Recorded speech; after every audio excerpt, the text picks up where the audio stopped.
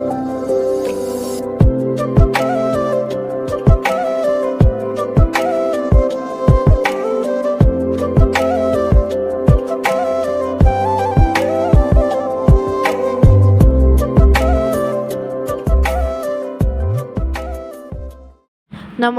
মই দৃষ্টি শইকীয়া আৰু আপোনালোক সকলোকে মোৰ ইউটিউব চেনেল দৃষ্টি শইকীয়া অফিচিয়েলৰ নতুন ভিডিঅ'লৈ স্বাগতম জনাইছোঁ। গাড়ীত বহি বহি ক'ৰবাত গৈছোঁ। ক'লৈ গৈছে? ঘৰত কামকেইটা মইহে কৰিলোঁ।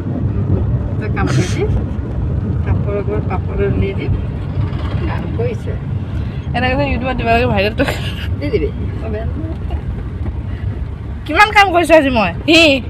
সঁচাকে শুই শুই কাম কৰিছোঁ। এনেকৈ মাৰ লগত জমনি কৰি কৰি আহি পালোঁ পূজা মণ্ডপ। আপোনালোকে নিশ্চয় ভাবিছে যে আমি ওলাইছিলোঁ আবেলি, মানে দিনতে, কিন্তু আহি পালোঁ যে ৰাতি। কথাটো এইটো যে আমি ওলাই দেউতাৰ অফিচত গ'লোঁ। দেউতাৰ অফিচতে নৱমী দিনাখন খিচিৰি খোৱালে, সেয়া আমি খিচিৰি খাই ওলাই দিলোঁ তাৰ পৰা আবেলি 5টা মানত। তাৰপিছত আহি পালোঁহি বেলতলা পূজা মণ্ডপ।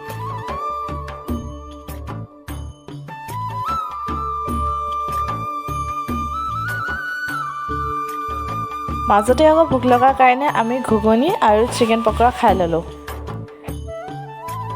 এয়া বেলতলা পূজাৰ দৃশ্য। ইমান মানুহ, আপুনি মাথো থিয় হৈ দিয়ক, তাতে মানুহে আপোনাক ঠেলি ঠেলি লৈ যাব। বেলতলা পূজা সদায় পৃথক। আগৰবাৰ দেখুৱাইছিলে যে দুৰ্গা মাৰ মহিষাসুৰৰ বধটো, আৰু এইবাৰ দেখাইছে হাই স্পীডৰ কথা, মৰ্ডাৰৰ কথা, চোৰৰ কথা আৰু ৰেপ কেছৰ কথা।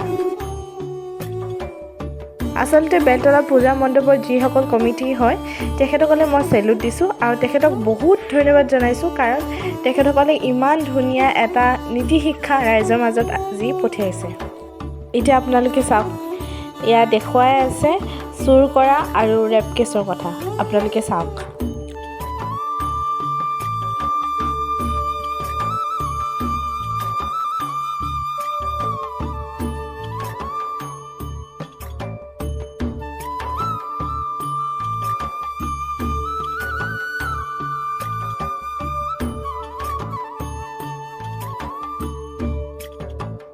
তাৰপিছত আমি এটা আইচক্ৰীম খাই ঘৰলৈ ঘূৰিলোঁ। এয়া পিছদিনাৰ কথা, মানে দশমীৰ দিনাখনৰ কথা। এয়া নৱপ্ৰতিকাৰ উঠোৱাৰ আগৰখিনি নিয়ম, য'ত আমি পূজা মণ্ডপৰ 3বাৰকৈ ঘূৰিছোঁ।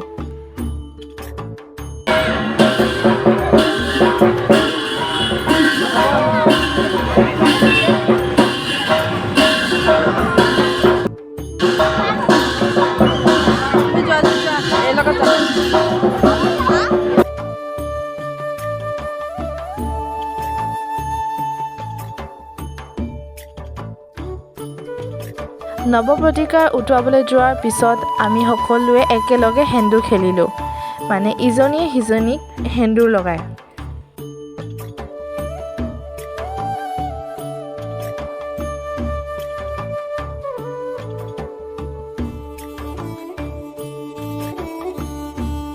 যিহেতু আমি ৰাতিপুৱাৰ পৰা একো খোৱা নাছিলোঁ, আমাৰ সকলোৰে ভোক লাগিলে, সেইকাৰণে আমি আহিলোঁ হোটেল এখনত খাবলৈ।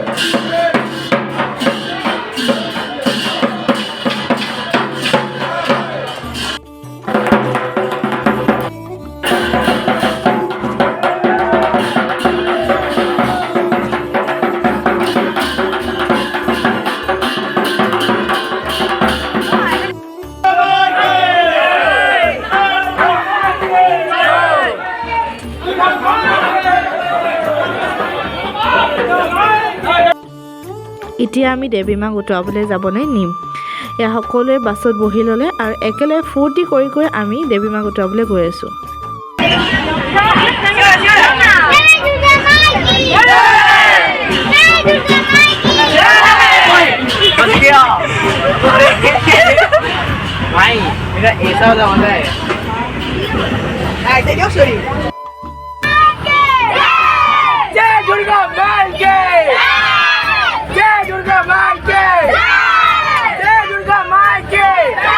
এতিয়া আমি উটুৱাবলৈ আহি পালোঁ আৰু সকলোৱে একেলগে এপাক নাচিছোঁ।